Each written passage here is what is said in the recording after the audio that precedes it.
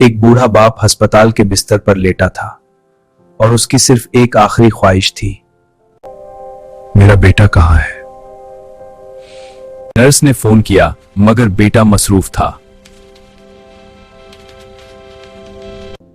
बूढ़ा बाप बस इतना कहना चाहता था, बेटा मैंने सारी जिंदगी तुम्हारे लिए मेहनत की, सिर्फ एक बार मुझे देखने आ जाओ। मगर जब बेटा अस्पताल पहुंचा तब बहुत देर हो चुकी थी। सॉरी, अब आपके पापा नहीं रहे। नहीं, काश मैं पहले आ जाता।